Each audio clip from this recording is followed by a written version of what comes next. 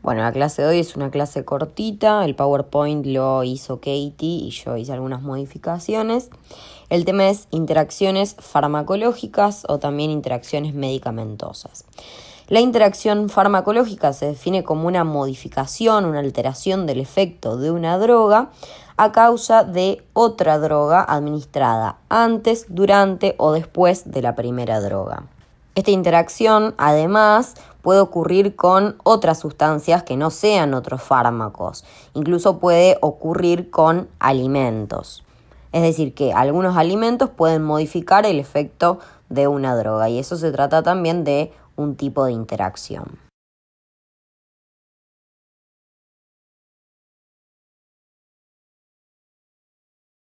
Las interacciones medicamentosas pueden ser de tipo farmacocinéticas o de tipo farmacodinámicas. En el primer caso, es decir, en las interacciones farmacocinéticas, un fármaco modifica la absorción, la distribución, el metabolismo o la excreción del otro fármaco. Y como consecuencia de esto, se altera la cantidad de fármaco disponible en sangre para unirse a los sitios en donde ejerce su acción, a los receptores. Y además también se modifica el tiempo que persiste el medicamento en la sangre y por ende se encuentra disponible justamente para ejercer su acción.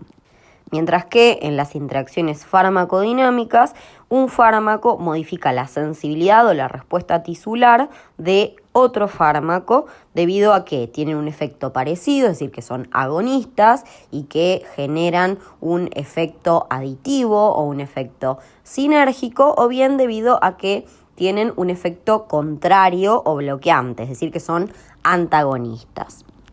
A su vez, esta interacción puede producirse a nivel del receptor o bien a nivel del efecto. Es decir, a nivel del receptor ambos actúan a nivel de un mismo sitio de acción, mientras que a nivel del efecto actúan sobre distintos sitios de acción, pero que tienen una misma función.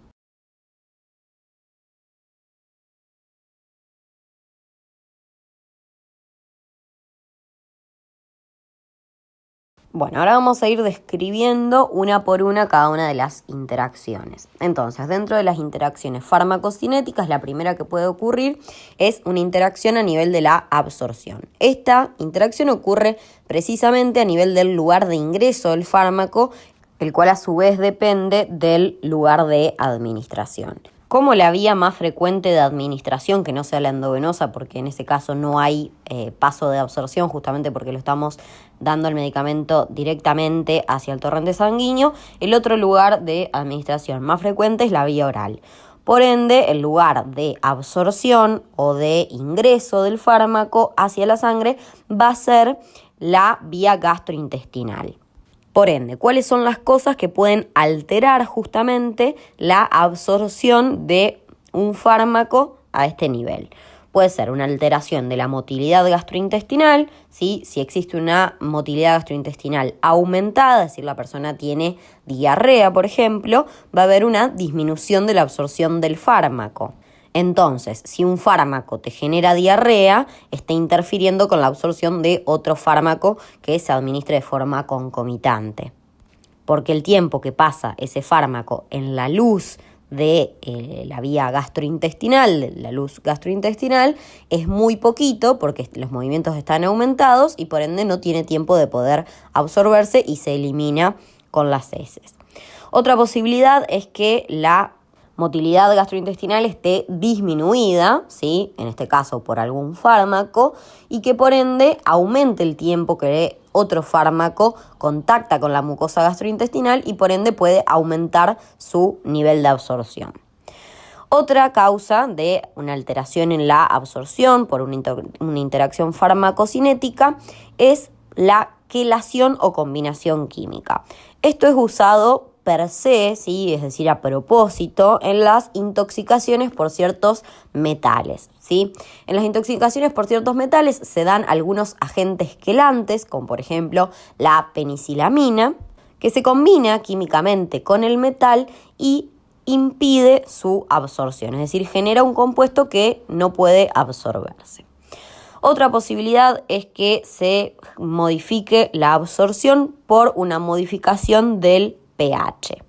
La mayoría de los fármacos son ácidos o bases débiles y por ende en un medio que tiene un pH distinto al del fármaco suelen disociarse, ¿sí? Suelen ionizarse y eso altera su absorción. Otra de las cosas que puede modificar la absorción son los cambios del flujo sanguíneo. Si nosotros tenemos un fármaco que genera un aumento del flujo, vasodilatación o una disminución del flujo, vasoconstricción, se va a absorber más o menos otro fármaco que estemos dando. Y por último, la toxicidad gastrointestinal. Si algún fármaco genera toxicidad gastrointestinal, ¿sí? Por ejemplo, lesión de la mucosa intestinal, eso puede también alterar la absorción de otros fármacos que se den concomitantemente. Bueno, y acá tenemos algunos ejemplos. Entonces, alteración de la motilidad gastrointestinal. ¿Qué puede alterar la motilidad gastrointestinal? Los agentes catárticos y los agentes antidiarreicos. Dentro de los agentes catárticos, que es decir, que son los laxantes, los que estimulan la motilidad intestinal, el más frecuente usado es la lactulosa. Si nosotros combinamos lactulosa con cualquier otro fármaco que se dé por vía oral, la lactulosa va a generar una disminución de la absorción de ese fármaco justamente porque va a alterar la motilidad gastrointestinal, la va a acelerar y ese fármaco va a poder absorberse menos por estar en contacto menos tiempo con la mucosa. En forma contraria, los agentes antidiarreicos, que por lo general son medicamentos anticolinérgicos como la loperamida, lo que hacen es disminuir la motilidad gastrointestinal y por ende van a aumentar el tiempo que el fármaco actúe, ¿sí? Sobre la mucosa, contacte sobre la mucosa y por ende se absorba en mayor cantidad. Otra posibilidad es la combinación química o quelación, como decíamos, el ejemplo de la penicilamina con el cobre, que hace que se disminuya el cobre y esto se usa precisamente en la intoxicación con cobre para disminuir su absorción. Y en los cambios del flujo sanguíneo, por ejemplo, la vasodilatación, que puede ser causada por el alcohol, hace que aumente la absorción de cualquier otro fármaco que se dé de forma concomitante por la vía oral. Y la vasoconstricción, que puede ser causada, por ejemplo, por la noradrenalina, por la lidocaína, va a disminuir la absorción de un fármaco que se dé por vía oral. En esta otra diapositiva vamos a ver mejor las modificaciones del pH. La mayoría de los fármacos, como yo les decía anteriormente, son ácidos o bases débiles y por ende cuando se encuentran en una solución acuosa pueden aparecer en forma no ionizada o en forma ionizada. La forma no ionizada, recuerden que es la forma liposoluble y por ende es la forma que puede atravesar las membranas y por ende es la forma que puede absorberse precisamente. Mientras que la forma ionizada es hidrosoluble, es decir, que va a estar disuelta en esa solución acuosa, pero no va a poder atravesar las membranas y por ende no va a poder absorberse.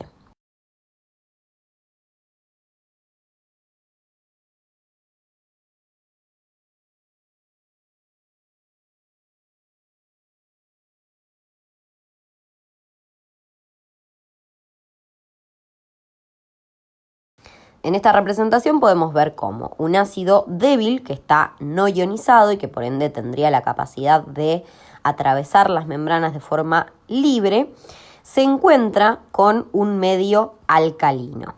Al encontrarse con este medio alcalino, el ácido va a tender a disociarse, es decir, a ionizarse, para llevar el pH lo más neutro posible. De esta forma, al ionizarse, al separarse sus componentes, pierde la capacidad de atravesar las membranas, pierde su liposolubilidad y por ende no puede absorberse. Mientras que si este ácido se encontrase en un medio ácido, se encontraría en su forma no ionizada y atravesaría normalmente la membrana. Es decir, podría absorberse de forma muy fácil. ¿Cómo podemos traspolar esto a una interacción medicamentosa o una interacción farmacológica? Si nosotros tenemos algún fármaco que cambie el pH intestinal o cambie el pH gástrico, eso puede llegar a modificar justamente la absorción de otro fármaco que sea un ácido o que sea una base. Si nosotros tenemos un fármaco que alcaliniza el medio, va a disminuir justamente la absorción de un medicamento ácido, porque ese medicamento va a tender a disociarse para llevar a la neutralidad al pH y va a generar esta forma ionizada que no puede atravesar las membranas. Por otra parte, si un fármaco generase una acidificación del pH del medio gastrointestinal, eso favorecería la absorción de este fármaco ácido, porque nunca se disociaría, nunca se ionizaría, permanecería en su forma no ionizada, por ende permanecería en su forma liposoluble y atravesaría sin problemas las membranas. En este otro ejemplo tenemos lo mismo, pero con una base débil.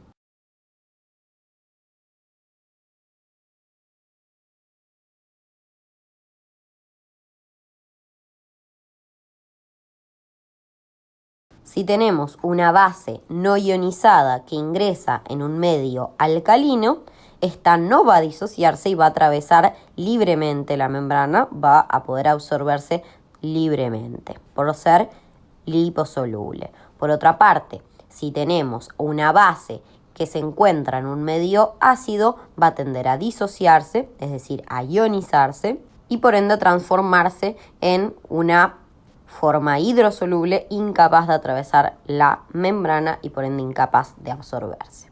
En conclusión, podemos decir que la medida en la cual se absorba o no un fármaco que es un ácido o una base débil va a depender del pH del medio, el cual a su vez puede ser influenciado por otros fármacos u otras cuestiones, como por ejemplo enfermedades o alimentos, y del pKa del fármaco en cuestión, de ese ácido o de esa base, que es el pH en el cual ese fármaco se va a encontrar en un 50% en su forma ionizada y en un 50% en su forma no ionizada, es decir, en un 50% en su forma capaz de absorberse y en un 50% en su forma capaz de no absorberse.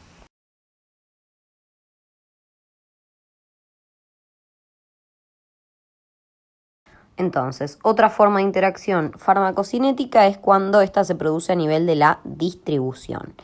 Es decir, cuando la droga pasa desde la circulación hacia los tejidos. Y por ende esto condiciona las concentraciones que alcanza la droga en el tejido en el que va a actuar o en el tejido desde el cual se va a eliminar, por ejemplo, el hígado o el riñón. El principal mecanismo de interacción en el paso de distribución es la competición por el transporte asociado a proteínas plasmáticas.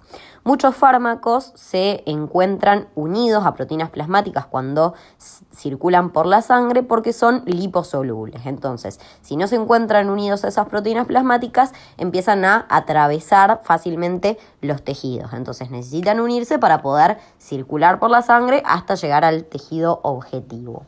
Un ejemplo de esto es las sulfas con los anticoagulantes orales. Ambos se unen a proteínas y por ende, si se dan de forma concomitante, un fármaco puede desplazar al otro y así aumentar su forma libre, por ende aumentar su forma liposoluble y que aumente la concentración de este en los tejidos en donde va a ejercer su acción. Entonces, eso puede generar un aumento de su efecto que puede ser contraproducente. Otro sitio de interacción farmacocinética, y diría yo que es el principal, es en el paso del metabolismo. Esa interacción se produce cuando una droga genera inducción o inhibición de las enzimas que se encargan de la metabolización de esa misma droga u otra droga, generando una menor o mayor concentración de la droga y de sus metabolitos, los cuales a su vez pueden ser metabolitos activos, metabolitos inactivos o incluso también metabolitos tóxicos. Entonces, por ejemplo, si una droga induce a las enzimas encargadas de la metabolización de otra droga y el metabolito de esa droga es un metabolito inactivo, va a generar una disminución de la acción de esa droga, porque va a generar que se metabolice más rápido y su metabolización implica inactivación de esa droga. Por el contrario, si generaría una inducción de las enzimas que generan metabolización de la otra droga, pero los metabolitos productos de esa metabolización son metabolitos activos, aumentaría la acción de la droga. Por otra parte, si esa inducción de las enzimas encargadas de la metabolización generaría un aumento de la metabolización de una droga que genera metabolitos tóxicos, generaría una interacción que produzca una intoxicación por la segunda droga. Por el contrario, si se inhiben las enzimas encargadas de la metabolización, pueden darse los cuadros opuestos, ¿sí? Ahí ustedes tienen que imaginarse todas las posibilidades.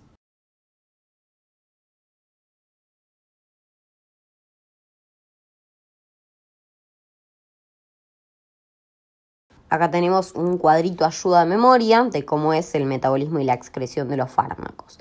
El fármaco se metaboliza por lo general a nivel hepático, si bien existen otros sitios de metabolización como el intestino delgado, el riñón, el pulmón, etc. Y pueden ser metabolizados por mecanismos de fase 1 o de fase 2. Dentro de los de fase 1 tenemos a la oxidación, la reducción y la hidrólisis, y dentro de los de fase 2 tenemos a las reacciones de conjugación. Dentro de las reacciones de fase 1 encontramos a un complejo enzimático, ¿sí? El complejo microsomal, que es el CYP450, el cual va a generar una metabolización de drogas que puede, como les decía, generar metabolitos activos, metabolitos inactivos o metabolitos tóxicos, o cambio de la actividad del metabolito. Lo cierto es que tanto las de fase 1 como las de fase 2 lo que hacen es que estos metabolitos sean más hidrosolubles y por ende puedan eliminarse por vía renal, que puedan eliminarse a través de la orina. Pero recuerden que el principal sitio de interacción dentro de lo que es el metabolismo es el citocromo P450, ¿sí? Las enzimas del citocromo P450 porque son factibles o susceptibles de inducción o inhibición enzimática, lo que genera un aumento o una disminución del metabolismo y por ende una mayor o menor producción de metabolitos que pueden ser, como ya les decía, activos, inactivos o tóxicos. Las enzimas de este citocromo incluso no solo pueden ser susceptibles de inducción o inhibición por parte de otros fármacos, sino también de algunos alimentos e incluso por polimorfismos genéticos.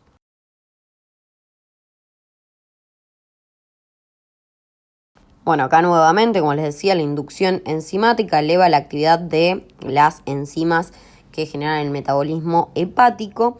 Esto puede ser una autoinducción o una heteroinducción. En la autoinducción es el mismo fármaco el que induce su propia metabolización. Es lo que sucede con el alcohol, por lo general, cuando el paciente adquiere tolerancia farmacológica.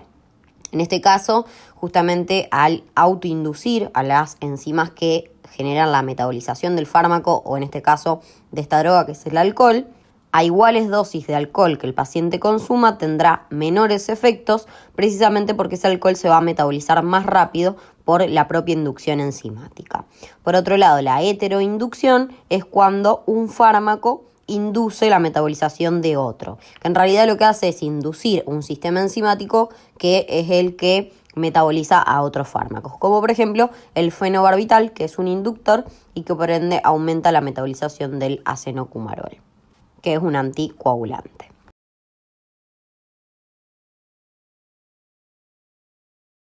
La inhibición enzimática disminuye la actividad de las enzimas metabolizantes.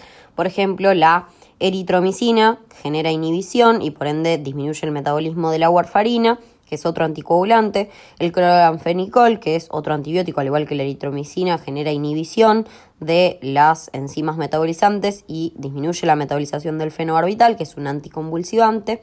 Y el efecto disulfiram en el alcohol y el disulfiram, que el disulfiram inhibe a las enzimas que metabolizan el alcohol, precisamente a la acetaldehído deshidrogenasa, generando una mayor concentración de acetaldehído que genera todo ese cuadro clínico de malestar que presentan los pacientes que consumen disulfiram y son alcohólicos.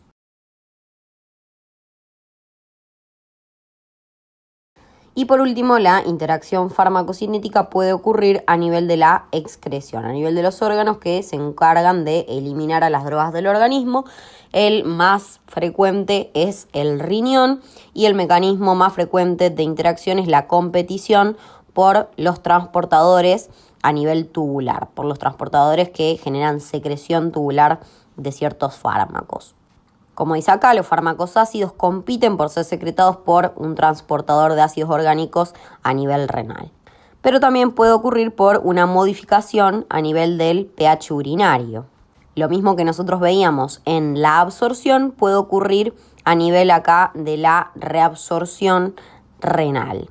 Solo se reabsorben las formas no ionizadas de la droga y por ende, si el pH de la orina es ácido o alcalino, va a modificar la absorción de los fármacos que son ácidos o bases débiles. La acidificación de la orina va a aumentar la eliminación de los fármacos básicos, justamente porque estos van a ionizarse, van a separarse y no van a poder reabsorberse porque van a ser hidrosolubles y no liposolubles, y la alcalinización de la orina va a aumentar la eliminación de los fármacos ácidos, justamente porque va a generar la ionización o separación del ácido, que no le va a permitir reabsorberse a nivel tubular renal y por ende va a terminar excretándose en la orina. Tanto la acidificación como la alcalinización de la orina pueden ser medidas terapéuticas para tratar las intoxicaciones, generando una mayor eliminación de la droga o del fármaco.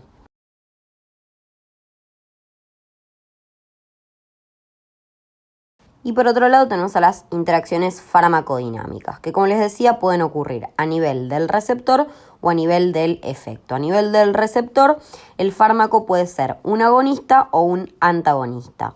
Un agonista es una droga que posee afinidad y eficacia en su interacción con el receptor, es decir, son dos drogas que tienen ambas afinidad y eficacia cuando interactúan con un receptor, mientras que un antagonista es una droga que posee afinidad con el receptor, es decir, que puede unirse, pero que carece de eficacia o de actividad intrínseca, es decir, que se une, pero no tiene una actividad y por ende actúa como un antagonista competitivo, justamente porque al unirse con el receptor impide que el agonista se una y por ende que ejerza su acción.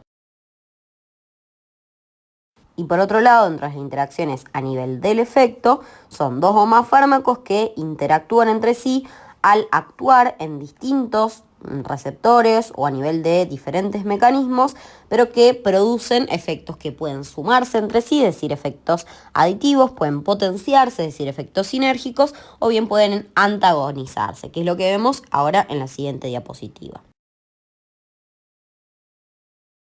Entonces, como les decía, los efectos pueden sumarse, potenciarse o antagonizarse entre sí. Los efectos aditivos son justamente los efectos de sumas. Resultan de la suma de las respuestas individuales de los dos fármacos. Por ejemplo, las benzodiazepinas y la morfina, que actúan en sitios o mecanismos distintos, pero que ambas generan depresión del sistema nervioso central. Se suman en ese efecto de depresión del sistema nervioso central. Por otro lado, los efectos sinérgicos se dan cuando el efecto o el resultado es mayor al esperado por la adición de las respuestas individuales. Por ejemplo, la trimetoprima con el sulfametoxazol tiene una actividad antimicrobiana que es sinérgica, es mayor a la suma de sus partes, es mayor que si diésemos ambos antibióticos por separado. Luego tenemos a los efectos potenciales, que no están descritos en todas las bibliografías, que se producen cuando una droga o una sustancia o un fármaco no tiene determinado efecto, pero que cuando se le agrega a otra droga, potencia el efecto de la segunda.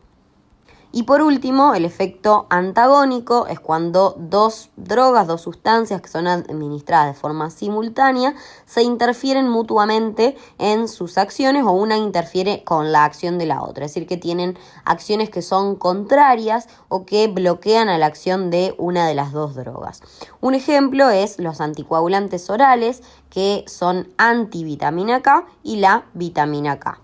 Un ejemplo de anticoagulante antivitamina K sería la warfarina o el acenocumarol. Es muy frecuente que para explicar estos tipos de efectos se usen también números. En los efectos aditivos sería, por ejemplo, 2 más 2 es 4.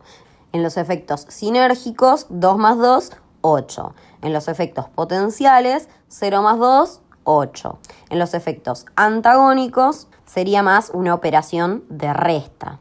porque el efecto de uno bloquea o interfiere en el efecto del otro.